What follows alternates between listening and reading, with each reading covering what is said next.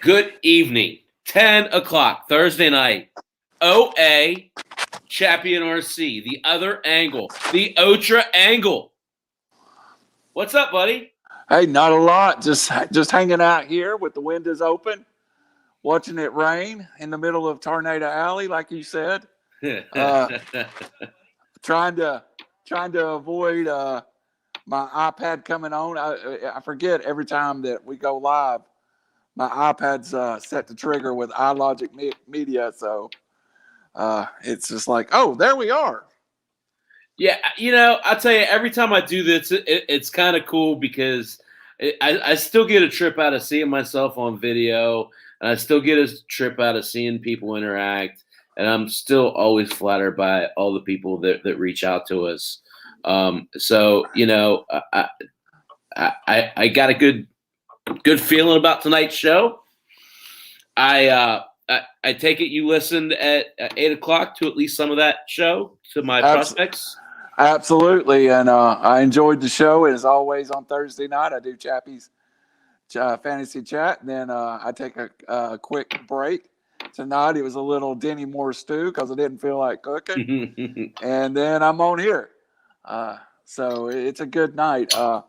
Kind of a slow night in sports. We've been at just breakneck pace lately. So yeah, the last couple of nights, I've actually took a little bit of break from sports. The Michigan-Tennessee game in the ladies bracket kind of broke my heart because really thought we had a chance to maybe go a little deeper in that tournament. So once both my Vols team were eliminated, I kind of and then on Tuesday, Robbie and Raj and I did the follow-up to our bracket busters, and then I was like, you know what, Wednesday, timeout. Let's just timeout. So yeah.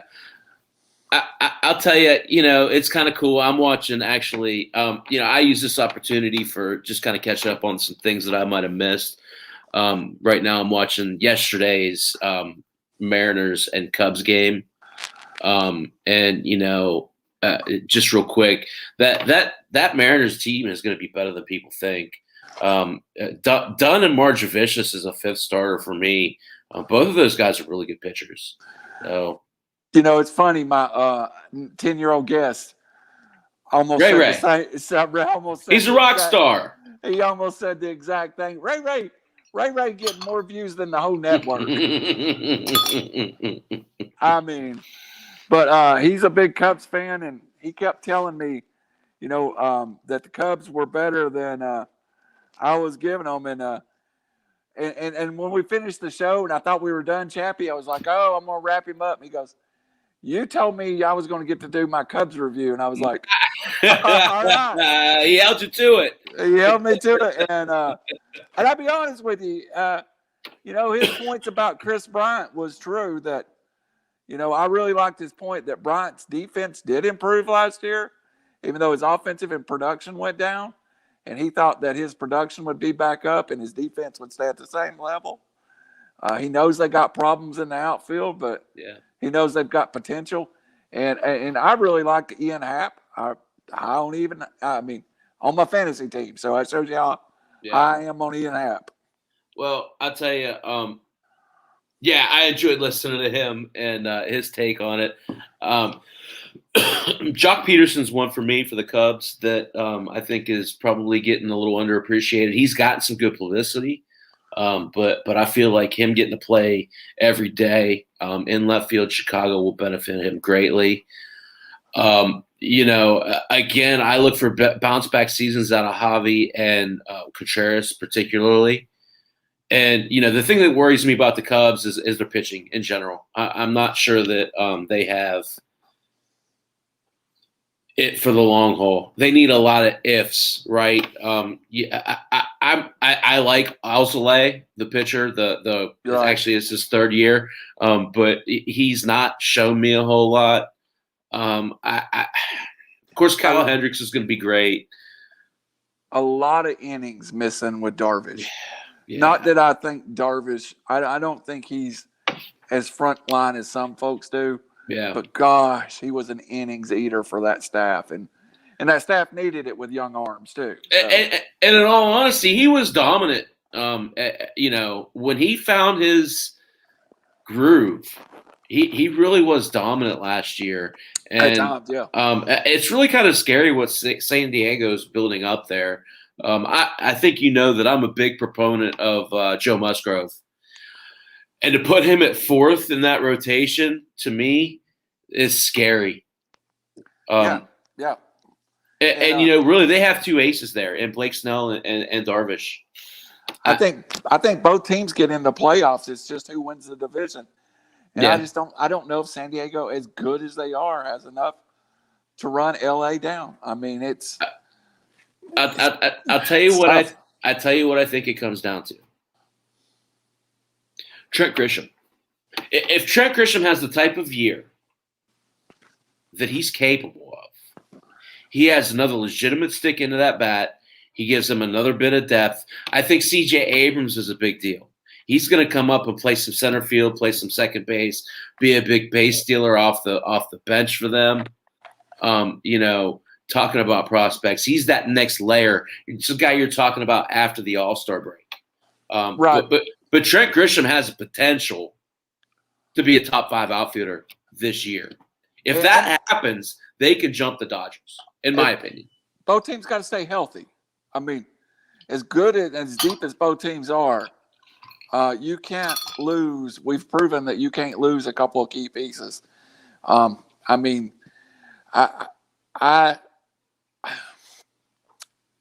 think we could see. Well, when Ray and I did our prediction, we had the Braves against the Dodgers in a rematch. But I really think we could see a Braves Padres in LCS too. I mean, I think it's possible. Yeah, and I'll tell you, we'll get to Ian Anderson and Bryce Wilson a little bit later. But I like the Braves are starting to quietly build a little bit of depth in that staff, right? Right. So and they're doing it large part on their young arms. You look at guys 4, 5, 6, 7, 8. Those are young guys, and they all seem capable. Yeah, which is a good thing. I think the Braves they need one of two players to step up. I mean, I really think we got to see we got to have a better year out of either Austin Riley or Pache. One of the two have really got to put it all together, and I think Riley's the one more likely to do that. I love to throw you curveballs, RC. Yeah. I got to tell you, I've not been a big Pache fan. Correct. I'm impressed with what I'm seeing with him. I think he's making the right steps forward. I think because he got caught up in being behind Albies and Acuna in the Braves minor league, I think the hype got overstated. Maybe. Yes, absolutely. And what you, I personally think if you can get, no doubt he can be the best center fielder defensively in the major leagues. Yeah. And if he could hit 270, 15 home runs, steal 10, drive in I think 65, he steals more than 10. Yeah, I mean, that's just bonus to me over 10. I think he gets up over 20, man. That's my personal – yeah. He's I don't know. Maybe I'm getting a little ahead of myself with that. But I got a chance to watch him. I tell you, he's a better player. He passes my eye test. He is one thing about the Dominican players and the players from Central America, they mature, and then all of a sudden they'll have that year that they just kind of mature into a major league body. And I think we're seeing that a little bit. I never think he's going to hit 40 home runs like Acuna and driving 100. And, but there's a reason Ronald Acuna is first off in most fantasy drafts, at worst second. So, Let me ask you this. What's a successful year for Christian Pache? I think anything over 270, play 120 games, score 60, 70 runs, steal anything north of 10, and drive in anything north of 60, and not make silly mistakes. Silly mistakes. Don't give up at bats. Yeah. I mean, I don't worry about his defense because I think it's exceptional. Exceptional. I think it's the luxury that lets him play Ozuna in left field. Yeah. I mean, it really is. No doubt about it. You've got Acuna who can cover a ton of ground in right field. Yep. It allows Pache to shade to left field. And really, you asked Ozuna to field anything hit directly at him and don't make dumb mistakes. Yeah. And that's what the Braves outfield can be, you know. That is such a great point. Well done. Because I guess another way to look at it, Ozuna is a defensive liability. Yes. Yes. Pache makes up for that defensive liability. Right. And Acuna's very strong defensively. Right. Yeah. You've got two great outfielders. It's almost like, it's the old beer league softball adage, right? Where you got your power hitter can't field a lick, but you shade him because you put these two super fast guys in center, right, to cover up for him because his bat makes up for it. It's kind of the same thing you're doing with Ozuna because you have this exceptional talent in Acuna and Pache defensively. You do. Then it sets up your entire team that way. And you're so strong up the middle with Swanson and Albies that no doubt. I mean, you are, and I keep thinking, and I know Arnaud has got the job right now, but in 2 years, give me that. How they may be up the middle, as good with Langoliers, Swanson, Albies, and Pache defensively as any team in the major leagues. And it's an old saying: if you're good defensively up the middle, you're a good defensive team. So it's a lot of old baseball allergies that not a lot of places play, but Atlanta still tries to win that way. It's great. I love having this conversation. No one else is having this conversation, Randall. No one else is having this conversation. Because here's my question. Is there room on this Braves team in 2 years for Shea Langoliers and William Contreras both? No. I mean, as much as it's a luxury and, to have two young catchers, I just don't see. And at some point, you've got so much value in both of them that you've got to go get something back. They're both everyday catchers. Yeah, I mean, and there's not a lot of those in the majors. There's not a lot of guys that's going to hit. And I think I'm on the conservative side when I say these guys both can hit 275, 15, 20 home runs, drive in 70, and especially with Langoliers, play A+ defense. And I think Contreras does as well. I've just not seen him as much. So I'll tell you, that guy is very underrated as a prospect. It's a luxury, and you don't spend the 9th overall pick on a catcher and leave him in the minors for a half a decade. So I don't think it's long in the wind. And we've talked about, I think Contreras could go somewhere. If all you need is a catcher to make your team better. Yeah, I mean, he's a great addition. Yeah. Who's the better Contreras? William or Wilson? At this point, it's easy. It's William. But, I mean, I think a lot of it, they're that far apart in age that one of them's going to be at the height of the career when the other one's sliding a little bit. So, but, I mean, it's kind of like the Molina brothers. Here you go with the Contreras brothers, Yeah. If I'm a team looking for a catcher, I'm checking for a third brother right now. So Wilson thinks it's William. That says a lot. At least he says he's more athletic behind the plate. That's drawing the line. I understand that, but interesting nonetheless, right? Some of the pop numbers and the throwing numbers that Contreras has in the minors are like elite major league arm level, I just don't know how you can afford to hold on both of them. I mean, as much as I like having them, I think at some point you can go get an elite arm for one of these guys, I mean, unless you feel like you could plop William at third base as a platoon. or at left field as a platoon. Well, I mean, that changes it, right? If his bat's he has a good bat. That's what we haven't talked about a lot. He's got quick hands. If you can find 120 games for both of them, they're fine. You do it, right? Yeah. And I mean, I guess you expect one of them to catch 110 games, the other one to catch 30, 40, you know. So I don't know. I tell you, it's an interesting dilemma. It's a great dilemma. I mean, and it's one that I don't think's talked about enough. I mean, you know, having these catching prospects, like you said, is really valuable. It's a commodity. Not a lot of those guys. Especially with offensive profiles as well. Yeah. You know, in that draft, you had two catchers taken in the top 10. Right. You know, MLB is – and you look at when we went through our fantasy drafts, and I know we didn't mean to get on this rant, but I'm on it.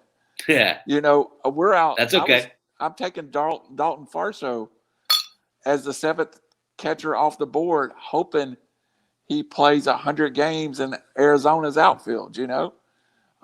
Catcher is not a place that a lot of people, you know, we went into the draft, we kind of were like crossing notes, checking eyes, and both of us when we did our draft prep was like, you wait. Unless you just wait. I mean, I waited too long. Well, did you see who I ended up with? I did. Listen, I love who I ended up with. But I like who I picked up off the waiver wire even more. So I ended up with Yadier Molina, and we'll get back on point in a second. I ended up with Yadier Molina. I love Yadier Molina this year in St. Louis. Right. He feels slighted that he didn't get a bigger contract. He does. He's motivated to hit. Yep. And then I went out and picked up for $1. For $1, the predominant catcher in Colorado, the former Pittsburgh Pirate, Ronius Elias. Not bad. He's killing the ball in the spring. I know you killed me by $2 on CJ Cron. I was in for $48, so I was like, I tried to make an odd amount, thinking nobody'd be around that price. So I missed on. Well, I didn't miss. I don't have to sit on Jared Duran. I really thought he'd break the big league club, right? But it looks like it's going to be Bobby Dahlbeck instead. Yeah. And I think Dahlbeck got drafted, didn't he? He got drafted in our minor league draft. Yeah. But to me, Duran still has tremendous upside. I just have to sit on an empty bench spot now. Yeah. The speed for me with Duran. Yeah. I mean, I'm sitting on 3 combo infielders trying to find one backup in Kingery and Beretta. And you know, I don't know if that was the right I think move. you're good with Kingery, man. I do too. And I was actually going to cut the other combo infielder when I was going after Cron, and you know, I just didn't think I was going to get outbid. Yeah. So, but that league, it's tough, right? It's tough because, I mean, I feel good about my infield, and then I got to looking around after the draft, and I was like, somebody we're going to talk about. Alec Broom was my only third baseman eligible player. I was like, I've got to have somebody. So I'm out in the 20th round trying to find a backup third baseman. Because, they're all gone, right? Yeah, I mean, that's where I come up with Kingery. So that's why I love, you know, this is my home league. I love setting up a deep draft because it really takes skill to fill out your bench. You know, you can have garbage on your bench if you don't know what the heck you're doing. Right. So, and especially that first waiver wire pickup, you look out there and you see who someone missed because it always happens. Yeah. And you really have to be aggressive initially those first couple weeks on a waiver wire with your fab budget. Yeah, and I'm back in this week. I mean, I'm trying to do some things this week, and Yeah. I heavily invested in infielders, but infielders are kind of like A dime a gold to me. dozen. Yeah, when you got a good one, you hold on to him. So Yeah. Yeah. um, So, I'm excited. We're a week away, right? right. I can't wait next week, to talk about some games, but we'll do that. I plan on doing that on this show. Hopefully you don't mind that. Because I want to finish up my prospects. Yeah. Because I guess I'm selfish. But no, let's talk about what we scripted to talk about a little All bit right, let's then, get right? to it. Let's reflect on what was discussed tonight. I want your opinions on these comparisons that I drew at 8:00 tonight. Well, Talk about, first off, before we get to those guys, I'm going to throw you again a curveball. okay. I love to do that. Bigger impact this year, Bobby Witt or Wander Franco? Wow. This year I think it's Bobby Witt. Just because I think there's He breaks a little camp, right? Yeah, he breaks camp, and I think there's a little clearer path at bats for him. And I'm thinking he's a step ahead of where Wander Franco is. I think long-term Franco's the better player, but Bobby Witt has had. He's special. Yeah, Bobby Witt's going to break. I took him in our minor league draft with my first pick, and when I did, I was like, I might see him all-star break.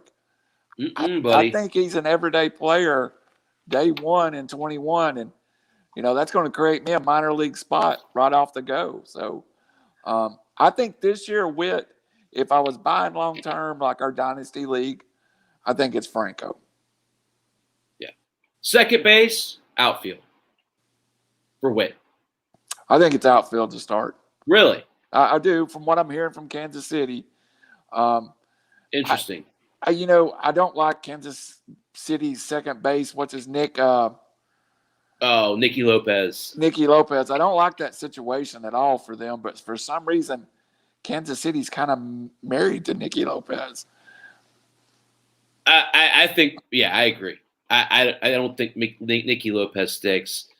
I guess I come down to, who do they want in right field more, Witt or Merrifield? Who's the better second baseman, right? Yeah. Or do you want the better right fielder? Right. I understand the argument at right field. I tend to think they want Whitley in right field. Right. He's a better outfielder, I think, especially out there in right field. So I think he goes to second base. Well, Kansas City's desperate for a bat, too. I mean, and you take Lopez out of the lineup and insert That's Witt. a big bump, man. That's a big bump. Yeah. I want to kind of cruise through these, so we'll be quick. Okay. Ian Anderson or Sixto Sanchez? All right. So I'm going to try again. Elite Sixto Sanchez, elite prospect. Again, what's he throw? 97, 98. Just he averaged 98.6 on his four-seamer last year. That's and 96.4 on his sinker. That's so elite. The thing I worry about Sixto Sanchez, and this is him throwing his arm out of socket.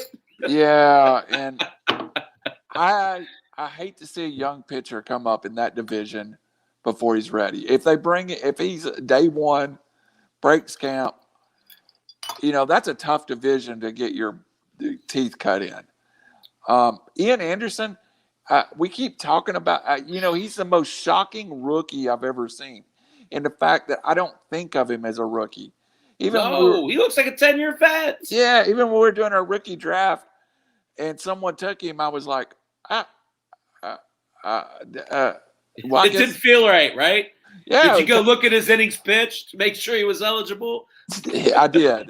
I would have still took Witt because I was kind of married to Witt all the way through the draft where I was drafted. I was drafted in 7. And I was I wasn't going to take a pitcher. I eventually did in the last round in Emerson Hancock, but yeah, I didn't.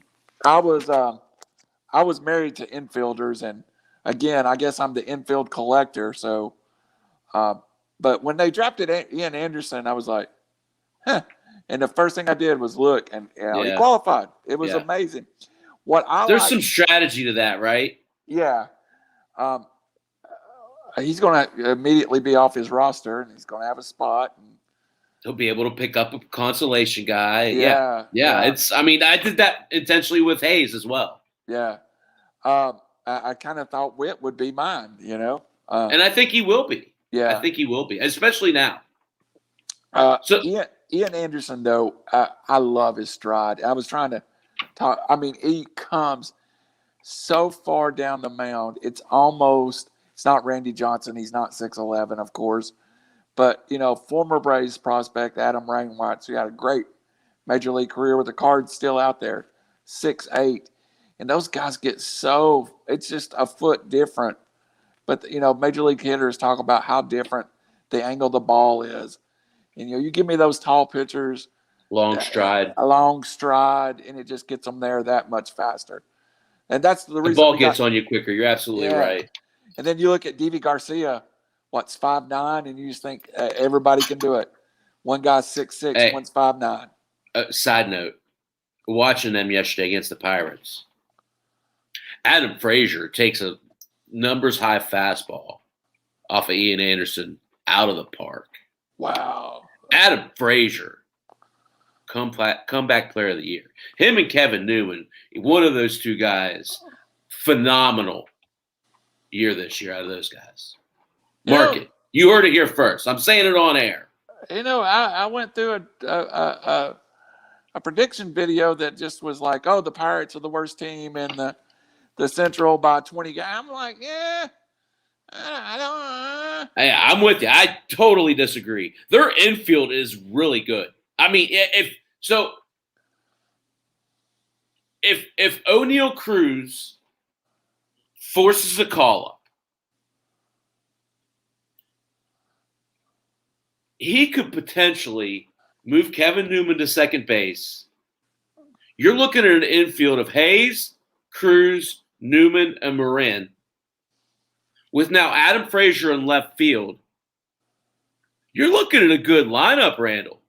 A major league lineup, which Pittsburgh's not put in the. Yeah. They've been years that, Pittsburgh did not have a major league lineup. They had a couple of good players, and it felt like AAA talent, and that's not AAA talent. That's major league ready. Right. And it's just the beginning, right? It's just starting. Yeah, I mean, we got Gonzalez down in the farm, and Quinn Priester. I talked about him. Yeah. One of the highest raising prospects out there. This time next year, he's going to be a top 50 prospect. By the All-Star break next year, he's going to be a top 10 prospect. Quinn Priester. Let me get a note on that one. Yeah, he's out there. He's out there. You have to sit on him a little bit. But people don't realize the job that Pittsburgh's doing is going largely unnoticed. Well, and I think some of that, Chappy, is because they've done it by trading prospects. And even though they've got heat for trading some good prospects, the haul they've got back for some of these prospects are unreal. And we were talking about Cabrian Hayes earlier today. It broke my heart in 2015 when Cabrian Hayes signed a major league contract. Cabrian was committed to my Vols at one point, and it was in a class. That's right, you mentioned that. It was in a class that had 3 kids that are all major league level prospects now. Yeah. And all of them left. They all signed and all went away, Yeah. It just happens, It's got to be one of the hardest jobs in sports, being a coach at the collegiate level. Well, yeah, especially baseball. You're absolutely right. And I'll tell you, the thing about Hayes is that he's not been a quick developer. It's taking him a while. to get to where he is. Yeah, he was drafted in 15. Now, he was a high school player, and I think that's the difference in him and Braum, is that Braum did play 3 years at Wichita State. Right. A little more developed product, but I still think Cabrian Hayes has the better upside. But I would challenge that just a bit. Because, and you led us right into this next question. Thank you. So Hayes or Braum, right? So because whereas Braum is playing college competition, Hayes is cutting his teeth against professionals. And that, that's funny. I've thought about this for the last 2 days. It's like, is it better for how do you develop talent? Do you go get high school players? If you follow the Braves path, for a long time, it was high school pitchers. Ian Anderson was a high school pitcher. Then they kind of went, we're going to go college pitcher. Kyle Wright's the college pitcher. I think from the franchise I follow the closest, it seems like high school players have developed better than college players. I think college players can get to the majors much, much faster. Oh, yeah. Much more mature. I thought it was going to be easy with Braum and Cabrian Hayes because we've talked about Cabrian Hayes so much. Right. Braum's a better prospect and a better defensive player than we give him credit for. I agree with the first part of that. He's worked hard at getting better at defense. He has. But the difference for me is between Hayes and Braum has 40 homer potential. Hayes will never hit that. Right. Hayes could win batting titles. I don't think Braum ever gets there. No, I know he had that inflated average last year. But I think that's just a touch of an. I think he carries a high average, but he's not hitting 330 or whatever it was.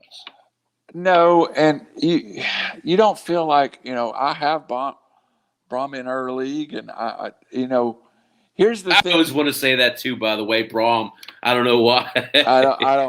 Because of Brian Braum, the coach at Purdue. As a player, I like Cabrian Hayes, but as a fantasy draft this year, I might like where I got Braum better than where you got Hayes at. Well, so that was your second pick, is that correct? You took Witt and then Braum? No, my third pick. Your third pick. Yeah, I took Hayes first. Yeah. But so here was the strategy with that. Just the same reason why I took Soto over Acuna. This is an OBP league. Right. If you're looking at OBP, Hayes is elite. Braum's got to show me. Yeah. Same thing with Acuna and Soto. And we've talked about that. Soto's generational.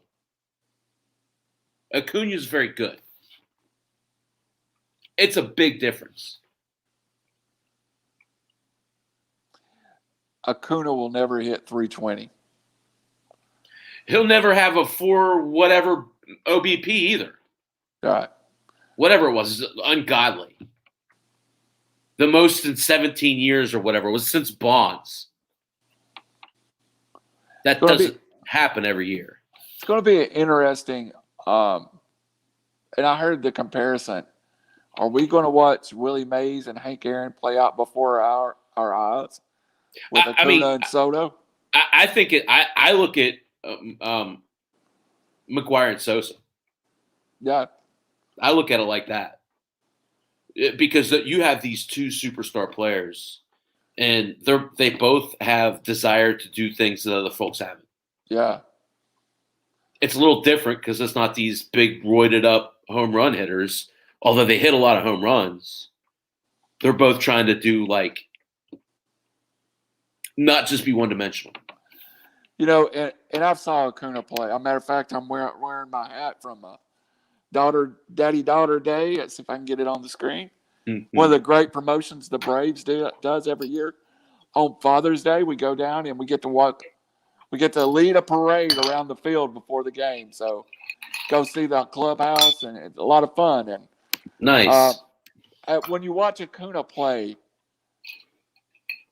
unlike a lot of players that I watched in the 90s, back in the days I had season tickets and went to 67 games, I feel like Acuna has fun playing baseball.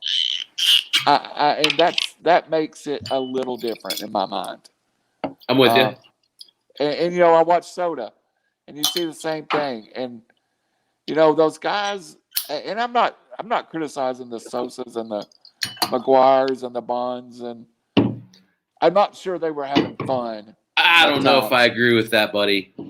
It just there were times. I mean, that home run chase year, those guys were. I mean, that was so cool. That year out, that was great. But did they set a bar that made them miserable after that? Was kind of that's kind of what I picked up from Sosa. That's fair. That's fair. I mean, it has had an effect on both of those guys. I think you're right. Yeah, I mean, they're not the same guys they were. So, go ahead. Go ahead. No, I was just going to say. Okay. And unfortunately, that's an era of baseball that's just overlooked now. And that home run race was great. Totally agree. So, one of the best eras of baseball I can remember. So let's move on because I want to get to these other topics. All right. Talk to me about Andrew Vaughn quickly. I tried to ask you today, is he a right-handed Freddie Freeman? I looked at his minor stats and his velocity rates, and to me it looks like just a pure hitter. And a lot of times that left-hander always gets called a sweet swing, but I really like Vaughn, and I like his situation. That lineup is going to be so good, and it's going to be good for a long time. So who do you compare him to in the majors right now? That's where I was struggling. Yeah, no, and I said it earlier, but I'll say it again. Javi Baez. He has that compact swing. He brings his hands down, but he has a quick approach to the ball. He has really fast hands. He has a quick swing. He's quick through the zone. But, again, because I say he's like Javi Baez, he's more disciplined than Baez is. Yeah. He's got a pretty swing. So while he's like Javi Baez, he's a better hitter than Baez. He has the power approach that Baez has. Right. He's got the plate knowledge of a much better hitter than Javi Baez. It's really intriguing to see the things. Yeah, Tony La Russa's been around forever, right? Right. He gushes about this guy. I trust his judgment. And what I've seen, he's got pretty impressive power right now. But we're talking about in 2 years, 40, 45 homer type of power. And he's very compact for his. He's like 5'11", 210. And just I when I looked at his bats on YouTube, it's one of those you just go, that's a pretty swing. It's a pretty swing. And again, he's efficient. That's the way I classify him. He's efficient. He's compact. He's tightly wound. And when he finds his comfort zone against elite pitching, watch out. Again, he could be the centerpiece. He could be better than Eloy. Well, with Eloy's injury, it looks like he's going to get the at-bats right now to find out. That's what I'm saying. In 5 years, it could be Vaughn 1, Robert 2, Eloy 3. That would be – how good's that lineup going to be for a long time? Yeah. And then, again, that's a college hitter. Absolutely. A Pac-12 guy, a Cal guy. Yeah. So, I love him in left field, too. I think he's a guy. He's a keeper type guy, even in a shallow league. Moving on. I haven't presented this yet. Alek Manoah, first round pick for the Blue Jays, year before last. West Virginia Mountaineer, Miami kid, 6'8", I think 260. Is he the closer for the Blue Jays? I just had a feeling we were going there tonight, so I did a little research. He's set up to be a closer, and he's got 2 elite pitches with the four seam and the slider. Yeah. To me, he's not a guy cut out to be anything but a closer. And if you go back and you read his scouting reports from West Virginia, he has that unique. He looks like a closer. He walks like a closer. He talks like a closer. Man, if Toronto just it takes a lot of guts to throw him at the back end of that bullpen. But I think by the All-Star break, we see it. Well, I'll tell you, I don't know if I agree with all of that. He looks like a frontline pitcher. He looks like an ace. He fits the closer role this year. Right. And because of his size, he has built to throw 260, 270 innings. You don't get that these days. He looks like a young Goose Gossage, who I think they struggled with whether he was a starter or reliever at some points in his career. So seeing this guy pitch in college, his fastball's dominant, good movement, mid-90s. Again, the 6'8" frame, like you said with Anderson, the ball gets on you quicker than people anticipate, so it's harder to pick up. The slider's a wipeout pitch. He's working on a curve, and he's working on a slider. Back-end bullpen guys usually aren't more than a 2-pitch pitcher. Yeah, I mean, he's there already. Exactly. He needs the third pitch to be a front-end number one starter. So it's a fine line because you want to get the innings built up. But in the same regard, you have this guy who has inherent closer stuff. I'm with you. I think he starts until about June. And then they bring him into the bullpen because Jordan Romano's failed and, they've just not been able to find the solution. It's an interesting it's a harder transition than most people think. But he did. The one thing I do like about college pitchers is they get a look at closing games, starting games. For the folks that don't know, colleges usually play on a Wednesday and then play the weekend. You may pitch the Friday game and be the closer on the Sunday game, Right. So, I think he's a closer tomorrow if they want him to be. And just nasty, I mean. Yeah. And again, just huge guy. He's 6'8", and he's not skinny. Right. Oh, and he's not fat either. He's just he's a farm boy, basically, right? I mean, he's not a farm boy, but he's built like he's just like he's there's mass to him. He could play defensive end tomorrow. That kind of build.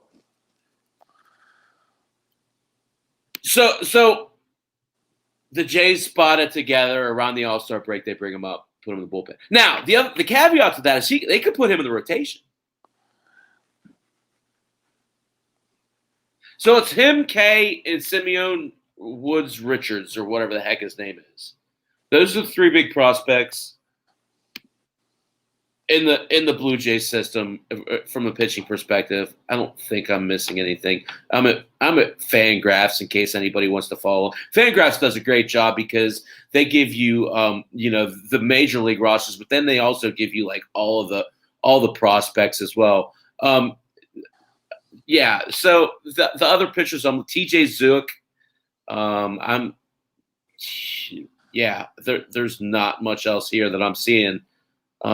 Outside of those three, looking a little bit down. Sorry, I do want to get this going further on, but I feel like for me, Manoah makes a lot of sense in that back end of that bullpen. But if there are some injuries, it wouldn't surprise me if they use him in the rotation sooner rather than later.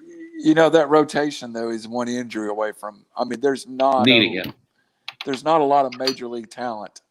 There's a lot of talent in the Blue Jays minors, but they're not major league ready starters. So yeah, I could see that. They definitely have better bats than arms in the minor leagues. They've got some good bat options in the minors, but their arms aren't. Again, Simeon, Woods, Richardson, and Manoah are clearly the cream of the crop there. So let's move on because we want to talk about some other stuff. We've already talked 45 minutes on this. We'll talk next week a little bit about some breakout candidates and some more prospect talk. But I'll ask you: do you want to go to basketball or do you want to go football? Let's just knock the tournament out. I've talked about it for 2 hours already this week. I think we can pretty well knock the tournament out in 10 or 15 minutes and get some time up. Yeah. Quickly. Who made the brackets up and where did they fail? So I think the NCAA done a probably one of the worst jobs I've seen lately in seeding everyone. And again, I've used the COVID excuse for a long time, and you almost feel like it's kind of repetitive at this point. It's an excuse. Yeah. Loyola Chicago being an 8 seed. Asinine. They're coming into Ken Palm's rating as the number 9 team in the country, and they've proved they're a top 16 team in the country. Oregon State coming off of a great run becomes a 12th seed. Yeah. I think some of especially I'll talk about the Big Ten. I think a little bit got overseeded. Not a little bit. I know they got overseeded because we used the Big Ten to compare to the Big Ten. There was not a lot of West Coast basketball played. Right. Interconference. So I think we made the mistake, and I think the committee made the mistake of underseeding some teams out on the West Coast that really, really were better basketball teams. From the Midwest out, really seemed to get underseeded. And Chappy, let's give the committee credit. They are the sneaky bunch. They always say, we don't do this. They set some great matchups in that first round. Yeah. That were big. Tennessee, I'll take the Tennessee, Oregon State. Now, we can look back and go, honestly, if I'm not a Tennessee fan, that's pretty obvious. Right. That you've got 2 teams passing in the night. Right. You get Albany playing Texas. Yeah. Abilene Christian. Yeah. Yeah. The kids that wanted to go to Texas all their life are now getting a chance to play Texas. Right. I just think it was underseeded, overseeding, and I also think at the end of the day, it's been the craziest tournament I've ever seen, and I still would think we're on track to get the 2 teams that we talked about all year into the finals with Gonzaga and Baylor. I agree. Next question. Why do we all sleep on Nova? Why did we all sleep on Nova? Why did we sleep on Syracuse? Nova, Jay Wright is Jay Wright the best basketball coach in America now? He's in. You can count him on a hand, that's for sure. I mean, Jay Wright is elite, and the thing that got me, Chappy, and I every year, you talk about preparing for your next year's draft. you always make notes. Well, right. For next year's bracket, I'm making myself a mental note. Yeah. to not sleep on Nova. Yeah. And to go find the team that plays the best 2-3 zone and go ahead and move them into the Sweet 16. Because Syracuse in that 2-3 zone, it gave people fits everybody they played. Yeah. Now and that's a great transition. So, of the three Cinderellas left, who poses the biggest matchup problem? Is Chicago? Is it Syracuse's zone? Okay. Is it Loyola's intensity? Is it USC's big men? So I think USC has the best athletes and the best pro prospects, but I don't think USC gets past Gonzaga in the Elite Eight. I actually think Syracuse has a clear path to the Final Four. Yeah. That bracket, once West Virginia was out of that bracket, it kind of busted wide open for Syracuse. Yeah.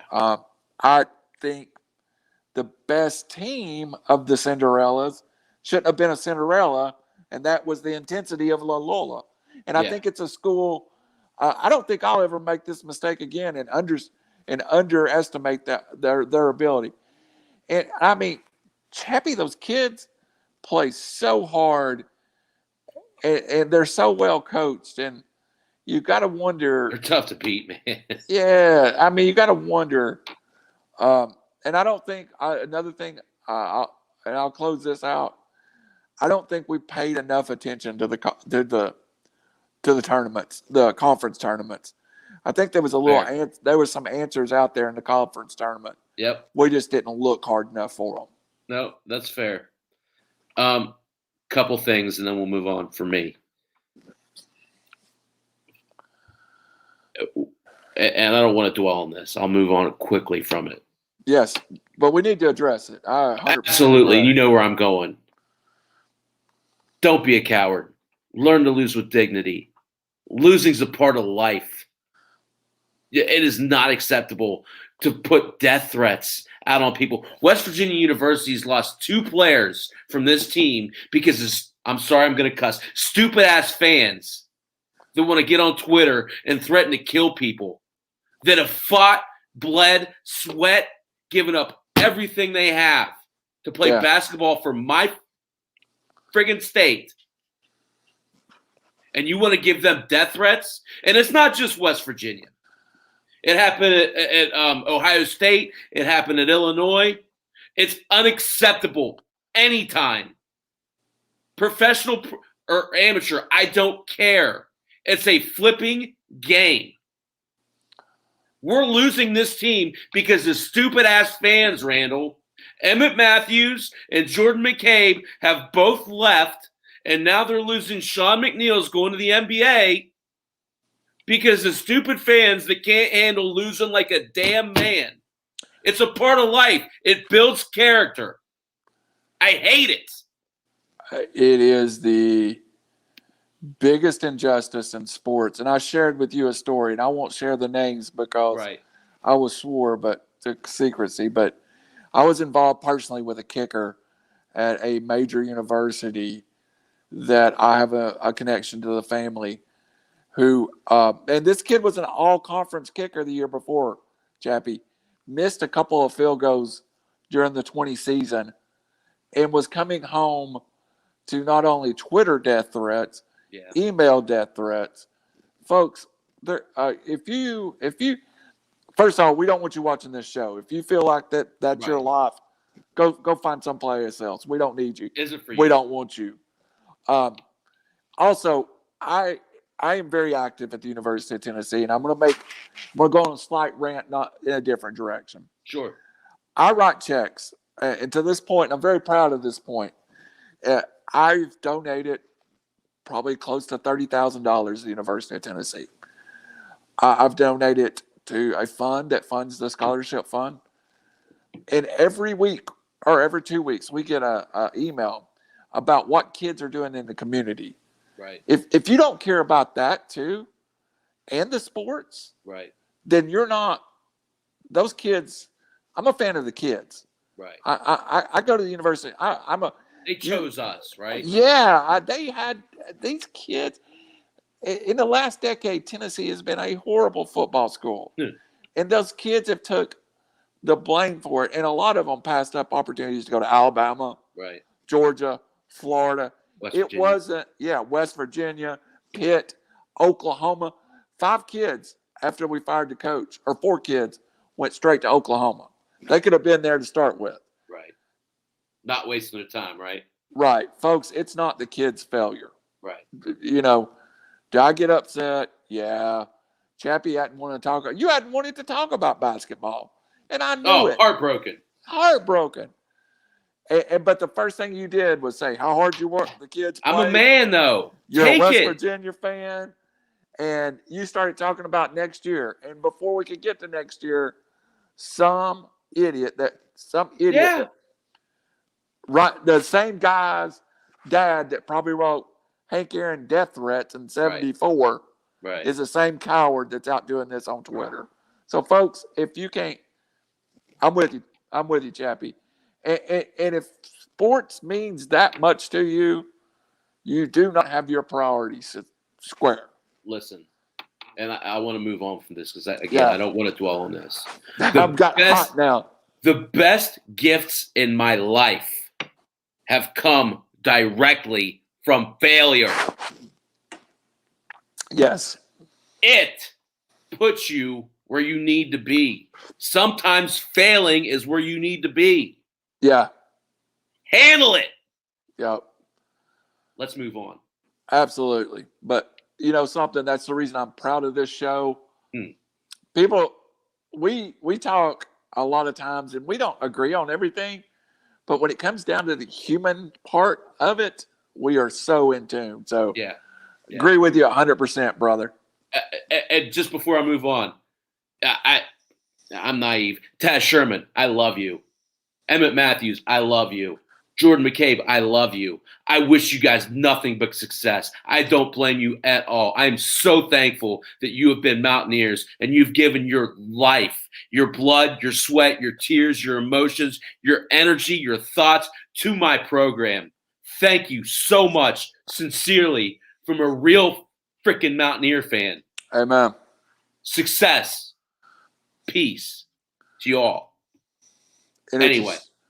It's a shame their last taste of the university, which it is. You know, my daughter lived in West Morgantown for 2.5 years. We sat up at the hospital and watched many a baseball game. It's one of the unique places in the world. And it's a place. It's a special place. You know, it is a special place. It's one of the few places you can go where the whole community loves the university. Yeah, it is. All right, off my soapbox. You can see why it's emotional for me, though, right? I mean, I'm with you. Yeah, it's not just in Morgantown. It's not just at WVU.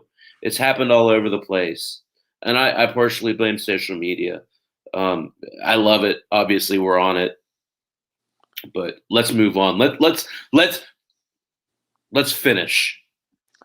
Finish strong. Gonzaga, Baylor, Michigan. Still a clear hierarchy here between 2 and M1. Gonzaga, Baylor, Michigan, Alabama. Yes. Alabama jumped Michigan yet? Yeah, in my opinion. So you think it's Baylor or Gonzaga, Baylor, Alabama, Michigan? Yes. Yes. They all advance this weekend. Yes. And then we get an Alabama-Michigan matchup. And then Baylor wins. I think the Final Four, I think Syracuse gets there. I think it's Syracuse, Alabama, Baylor, and Michigan. I think Baylor beats Syracuse. Alabama loses to Gonzaga. I mean, I said that wrong. Gonzaga beats Alabama. Baylor beats Syracuse. Final game, Baylor-Gonzaga. Yeah. I can get there. Any final thoughts on March Madness? It's been a great tournament. And, you know, I turned into a sports show a few weeks ago that said, it's kind of a slow time, and it's a show that's built around football mainly. And it's some friends of mine up over in West Tennessee, and those guys are football fans. And I text one of them later, and I was like, dude, how can you say it's a slow time? We have March Madness. We have, all this stuff. Best tournament to watch as a fan. Yeah. In several years. It's not close. It's been a fun tournament. Yeah. Let's pivot. Let's take a deep breath. It's fun. This is great though, right? I mean, we're right on path. It's 11 o'clock. Let's talk football. Let's go. But let's center ourselves because it's, sorry, I didn't mean to get emotional, but it's something that's been bothering me. And I think that. Don't threaten my kids, man. Don't threaten my kids. I don't care if they're my kids, because even by proxy. Yeah. Those are my kids. Anyway, I don't want to get back into it. Let's move on. Let's go to football. We're coming up on draft season. Yep. We just went through a crazy, it was really like a week, right? Of free agency. Record movement. Yep. Still people out there that can help somebody. Absolutely. But I think it's important to kind of start thinking about ramifications of what just happened, right? Right. Because you look at what some of these teams are doing, what some of these teams are setting up for, and what I mean by that is the draft, right? Let's start out easy. Let's walk before we run. You smell that? I smell a tire fire. And I'm talking about the Houston Texans. Dude. Is there any hope in Houston? No. And let me preface this, and this doesn't take long. I don't know what happened with Deshaun Watson, and I'm a father of a 10-year-old girl, and we won't go into it, but if he's guilty, I hope he never plays again. Yeah. If somehow the franchise has run a smear campaign on this man, at this point, Shameful. I wouldn't doubt it. Right. Everything that comes out of Houston is bad. Yeah. And I'm telling you, they have replaced whoever the worst franchise in pro sports was. They've replaced them. And now it starts at the bottom with the Houston Texans. Yeah. The ownership is dysfunctional. The coaching moves Totally are dysfunctional. You've lost your 2 years ago, about this time, we would have said Houston has 3 superstars to build around. Yeah. And they're gone. Yeah. Watt's in Arizona. Hopkins is in Arizona. Deshaun Watson, I find it impossible will ever wear a Texan uniform again. And then the moves they make are just are head scratchers. You're like, I was so puzzled by, the signing of Tyrod Taylor. And this is nothing against Tyrod, but it tells me they're drafting a quarterback. Yeah, he's been awful everywhere he's been. Who's the worst? Is Tyrod Taylor a worse signing than Ryan Finley? I don't know. I thought Ryan Finley, at least in my head, I can go, hey, Ryan Finley. Maybe we've not seen the full resume of Ryan Finley yet. Right. And maybe I haven't seen all that Ryan Finley had to offer. I've seen Tyrod Taylor. It's not good, right? It's never gotten better. He's a backup. He's a career back. He's a guy that can hold a clipboard for you. Right. And he's a guy, and this is nothing against Tyrod Taylor. He can win you a football game. but he's not an everyday football player. Man, if he's my backup, I'm looking for a different backup. Well, yeah, no, I would. That's me. Well, there's a reason he's been in Cleveland, L.A., and now Houston in the last 3 years. I'll put it that way. Who's the better sign? This is where I think they've done well. Is Mark Ingram or Philip Lindsay a better sign? That's the one place they might have done okay. I think Mark Ingram's got a lot of mileage on the wheels. He's been rested, right? But he's the one guy that can provide some leadership to that locker room. And when we talk about the Patriots in a little bit, I'm going to talk about that very fact. I think Philip Lindsay at this point in his career is a better back.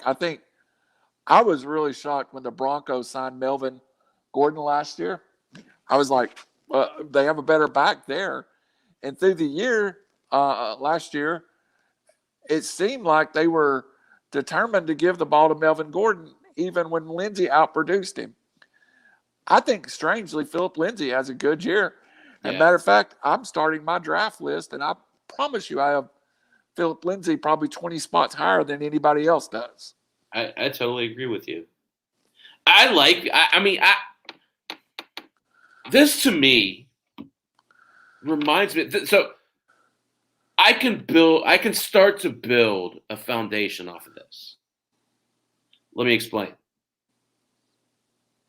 Mark Ingram and Philip Lindsay, to me, remind me a lot of Mark Ingram and Alvin Kamara. Now, you throw in a Trey Lance, a Mac Jones. With that, it starts, and I know that's a little presumptive, right? I know that I don't know where they pick. I know it's a little later than where those guys. Jones might be there. Lance probably won't. But you put that together, you're starting to build something. Right. So I like this backfield. I like the combo of Ingram and Lindsay. They complement each other very well. Unfortunately for the Texans, they traded their first and second round picks this year. Crap. And that's you got me. Well, that's the train wreck. They would have to probably go and give up. Miami's picking third on Houston's pick. Well, and that's the thing, though. I mean, so it all kind of seems to tilt towards Miami, right? With Watson going there. It's a great pivot. Not by design pivot. What's Deshaun Watson worth now? I don't know that I don't know if you can play him at this point until some of this cleans up. Before the allegations, he was worth. So multiple. you got 3 first-round picks for Matthew Stafford. Right. I said before all the internet and legal issues, Deshaun Watson was worth Tua Tagovailoa and 3 first-round picks. Right. And and to me, to get your own pick back, it was kind of something out of draft day. They could have got the 3rd pick back. Yeah. Houston, I don't see any way to fix it until I just don't. It's almost like starting over, right? Yeah, it's like a expansion team. Yeah. Again. The unfortunate part of it is there are probably some good guys on that team that's going to suffer. I'm glad Watt got out of there. I'm not going to lie. I mean, I wanted him to go to the Steelers, but big picture, it didn't make sense. No. I know we don't have anything scripted about the Cardinals, but I do want to talk about them real quick. I think that, AJ Green's a great sign for them. Right. Not a good sign, a great sign. I think let's go back to what I said just a minute ago. Let's talk about that team. Okay. Now, they did lose Kenyon Drake. Right. But what they added on both sides of the football are guys that can say, come on, get on my back. Let me show you how to be a professional. So now that defensive room has J.J. Watt in it. Right. That offensive Leaders. room, yes, that offensive room has A.J. Real Green. leaders. Absolutely. And I think A.J. Green takes pressure off of Kyler Murray to be the leader of that team and kind of can go, okay, let me learn how to be a quarterback. I really, really loved what Arizona done. And I'm not sure they're not my favorite out west. That's going to be a good division with Stafford in L.A. and Russell Wilson in Seattle. But I think Arizona, when it comes pick time a few months from now, might be my pick out west. I concur. Let me give you a hot take. Kyler Murray played hurt the second half of the year last year. Yeah, you could see it. I look for the Cardinals to go heavy after a Najee Harris type player. That between the tackles runner, the guy that can handle the ball, the guy that can, you don't have to worry about if his one cut's working. Get up between the tackles and make it happen. Yeah. That completes their offense. Evans is a great third down back. You have those three wide receivers. You have to bolster the offensive line. But another year of maturity out of Kyler Murray, to me, the addition of A.J. Green and the maturation of Christian Kirk and Andy Isabella, let's not forget him as a deep threat. Right. That's going to happen. Kingsbury's got to be sitting there just rubbing his palms together. And here we go, boys. While they didn't add huge names across the offensive line, they added 4 mid-level offensive linemen to this football team, and they hit every position: center, guard, tackle. And it's kind of those guys you sign quietly, 2 years, $4 million, the kind of guys that win Super Bowls. So, yeah, I think you're right. And I think right now that Cliff Kingsbury is sitting in a position to it.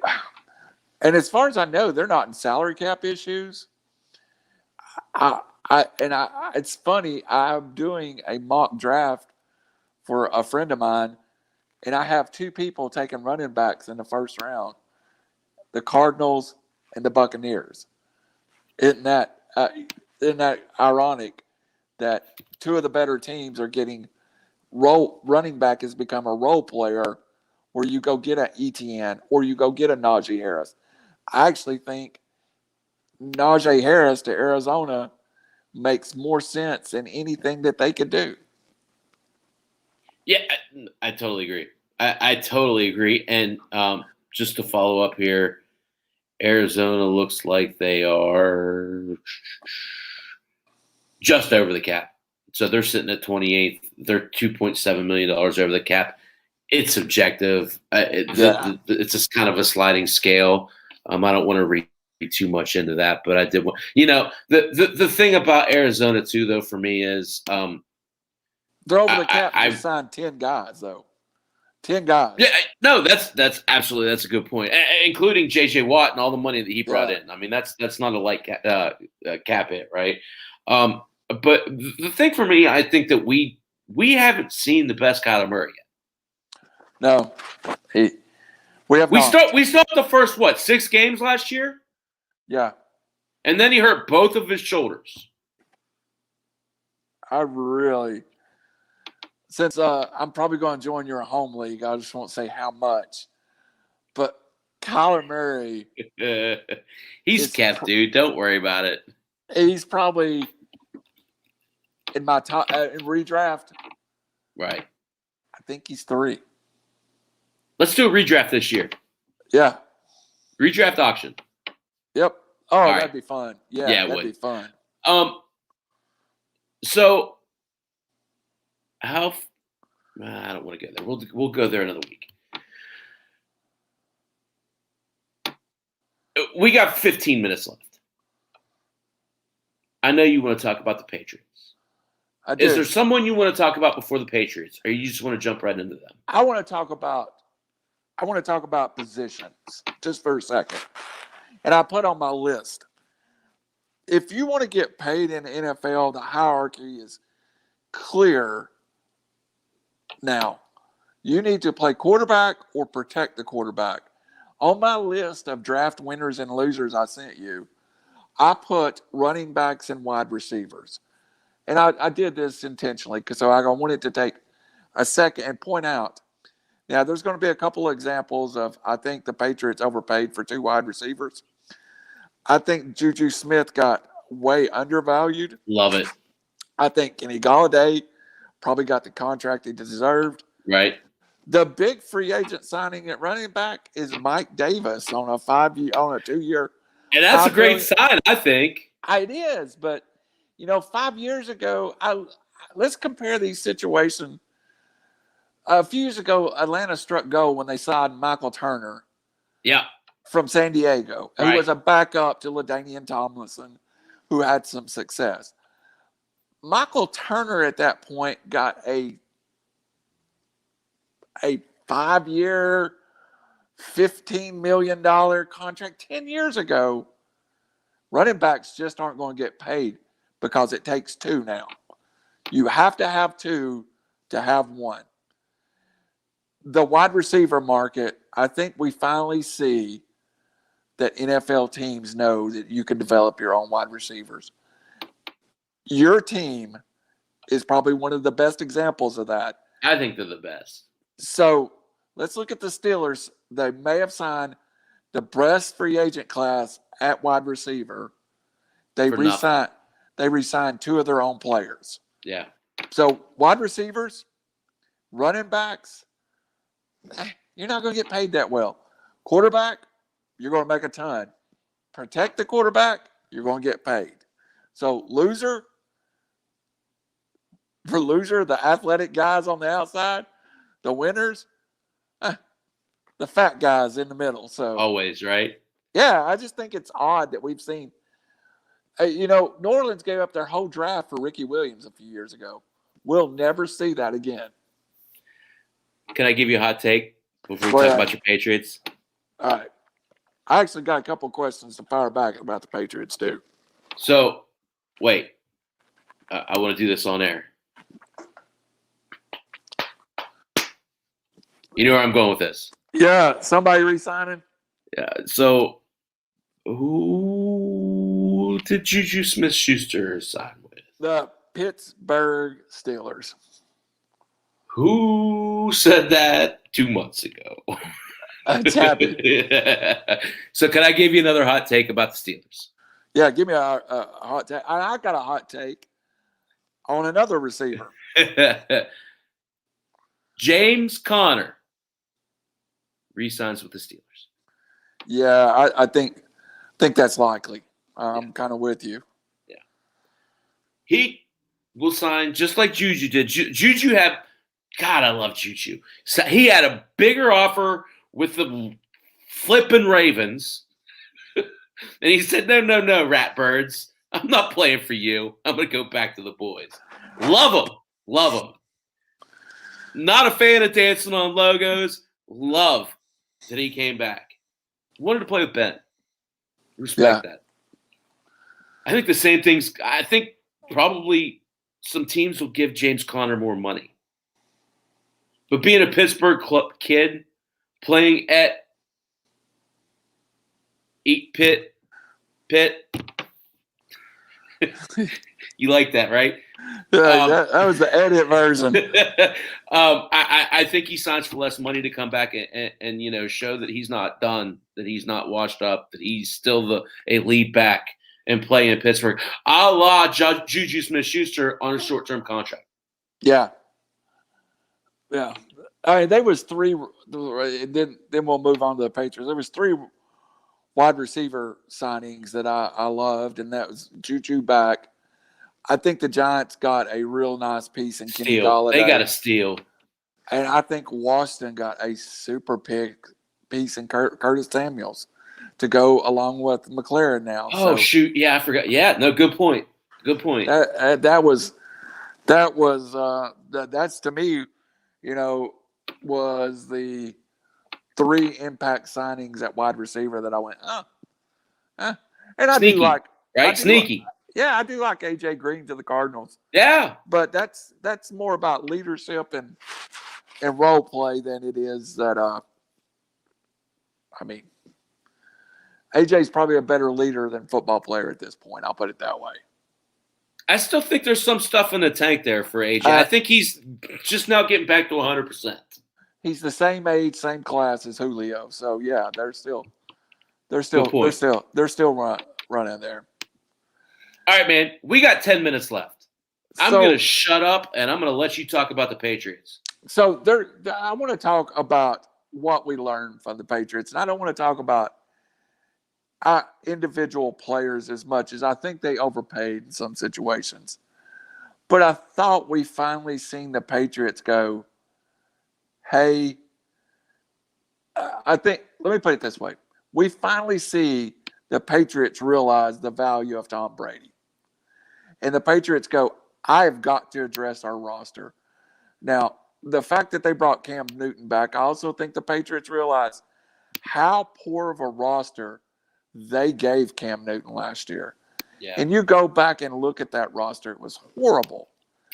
But the 2 most telling things that I saw from the Patriots was a desire to get back to the same football team that they used to be. Right. And that is a deep downfield throwing football team with elite tight ends and speed on the outside. Everyone always said that Brady, because he had the James White, he had the Julian Edelman on the outside, he really wasn't a downfield thrower. But that is the nature of the Belichick offense. Right. Protect your quarterback, let him look downfield. I think we saw the Patriots say, we were wrong. Now we've got to compete like everyone else. The signings, each one of them, I liked. I think Aguilar overpaid. I think Kenyon Bourne overpaid. Yeah. I think they badly overpaid. I like Bourne better than Aguilar, though. I would probably agree with you. I love the 2 tight ends, but I think they overpaid for both of them. Who's Gronk? Who's Aaron Hernandez? I think Gronk is by nature the Juno Smith from Tennessee. Do you think the offensive options Jonnu Smith? Well, and I think Hunter Henry moves into I think they really want to get back to the Hernandez and Gronkowski, where they run dual tight ends deep. Right. That old Virginia Tech, Frank Beamer get 2 layers of tight ends down the field. I think you'll see 2 tight ends, 2 wide receivers on the field. I don't know if the Patriots are remarkably better next year. Right. But I think they're set up better. More competitive. The other thing, before we get off from here, I wanted to talk about, and I wanted your opinion of it. What did you think of the Dak move? I mean, we really haven't digested it. Before I give my thoughts on that, can I just talk? I got to give my 2 cents about. Oh, let's go the Patriots first. Yeah. I don't want to get off the. No, you're fine, and I appreciate it. So what I think I hear you're saying, Jonnu's more of the big play, downfield threat. All right. Henry's more of the possession, big catch, chain mover type player. You need a first down. It's Hunter Henry. Yeah. Yep. I'm with you, and I didn't think that, but I think you're right, though. I think you're right. They also re-signed James White, who's a valuable part of that offense. Yeah, well, yeah. But I think, and I think the point that we missed, Mac Jones is a Patriot. Yeah, I think so too. I think Mac Jones is their guy. Yeah. I think if it takes trading up, Right. the Patriots leave Giving this up more than they should. Yeah, They I will. mean, they have proven that they understand now they have to overpay to get back to New England football. Now they're playing by the rules Yeah. that everybody else has played with. Right. And you're going to see this quickly with other teams. The Patriots have a 3 or 4 year window. They better Right. get their quarterback. Right. Because when all these contracts they just handed out comes due in 4 years, they're going to be hurting again. So you asked me. I'm sorry. It's been a long night. You asked me what again? I wanted to know. I'll give you my. Dak. I'll lead you into my Dak. Sure. I think Dallas made a horrible mistake with Dak, Whoa. and here is my horrible mistake. I don't hate them re-signing him. I think they could have let him went to the free agent market, let him test the market, and I don't think he gets anywhere near that money. And then they could come back. I think they overspent on a commodity that's injured, that they're the only team that knew his true medical condition. And that's my take of it. And I'll be honest, she caught me off guard, and that's fine. That's my take on Dak. Dallas likes to spend money. It's one of those things where pipe dream, right? You look and see what he did through the first 5 games of last year. He's going to throw for 6,000 yards. And you project that out, and it's silly. It's a video game. I remember playing Madden back in the day, right? Those type of numbers. But that said, if you're an organization like the Dallas Cowboys and you let a guy like Dak Prescott go to wherever, right? And he turns out being a Hall of Fame Tom Brady type quarterback. Right. That is a black eye that an otherwise top tier organization has not let happen. I feel like for me, with Dak being a Texas guy, with Dak having the deep South roots, it was a fit for. I like what you said a couple episodes back. Jerry loves Dak. He's not in love with Dak. That's perfectly said. But I think that he kind of got starstruck a little bit. And I don't know if that's a mistake, RC. Because if he comes back healthy, and if they're able to I'm not saying they need to do that, but you look at their offense and how it's set up. You don't have time with guys like Amari Cooper, with guys like Michael Gallup, with guys like Zeke Elliott to develop a guy for 2 or 3 years. Right. You can't if it takes an extra $10 million a year, you have to do it as a Cowboy owner because the cost of you not doing it is so much greater than the cost of doing it. It almost doesn't make sense. Now, it could fail drastically. And I think a lot of that lies on Mike McCarthy directly. Right. Because I don't think he's a very good coach, Randall. Me either. I agree with you. But the cost of bringing, even if it is, hell, let's say Deshaun Watson. The cost of bringing in someone like that and failing at it will impact you not for a couple of years, but for a decade. This team's built to win now, I guess is my only point. Yeah, you said it you said exactly what you put it on the marker for me. Dak signed a 4-year exclusive contract with no tag on that backside of it. Amari Cooper has 4 more years on his contract. Zeke has 3 on his. It seems like to me the Dallas Cowboys sold their soul for a 4-year window. Yeah. And they already accept that Cooper, Dak, Zeke, this is their one window to win a Super Bowl. And it seems like to me almost an act of desperation that they had to get Dak re-signed. They have one window. It's 4 years. It's putting all the chips on the table. They did. They went all in. Yeah. They absolutely. And I think, and we'll talk about this next week, I think the New York Giants did the same thing with Daniel Jones. Yeah. By getting him all the weapons. I think the Giants are a winner in free agency.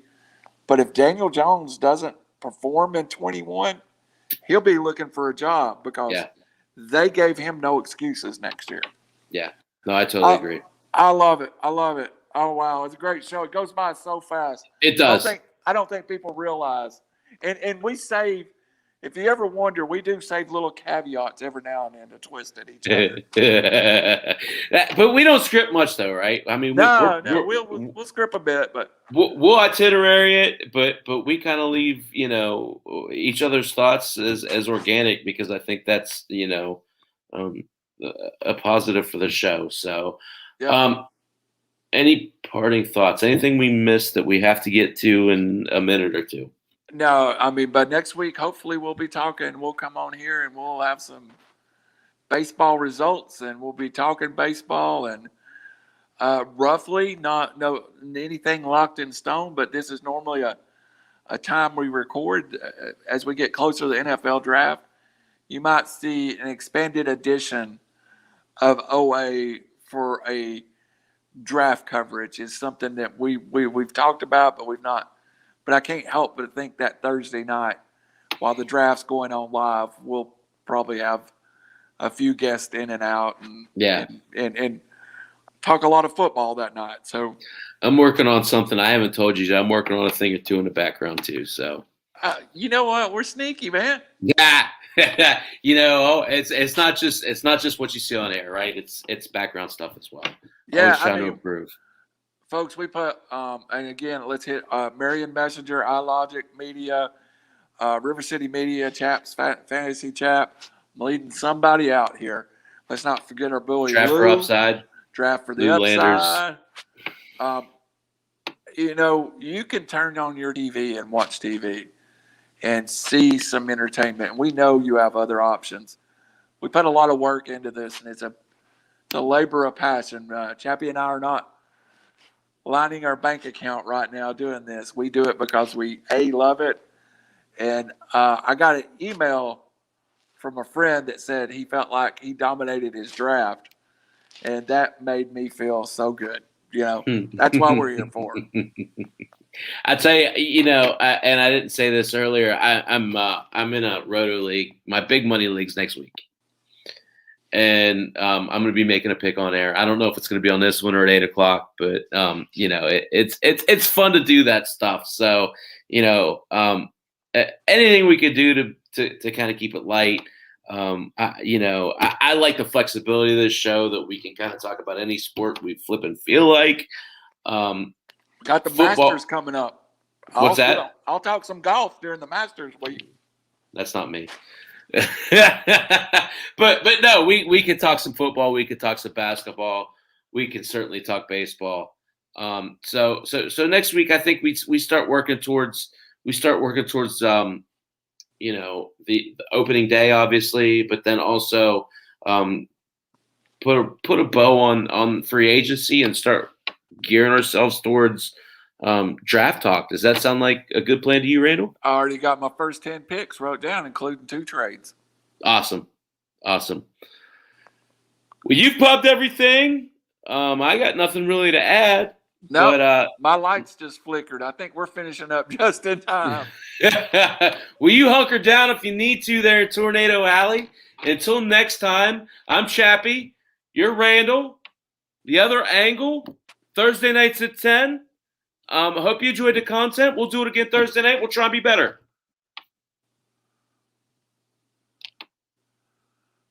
Good night, Randall. Hey, man. Man, I'm shocked we made it through, but the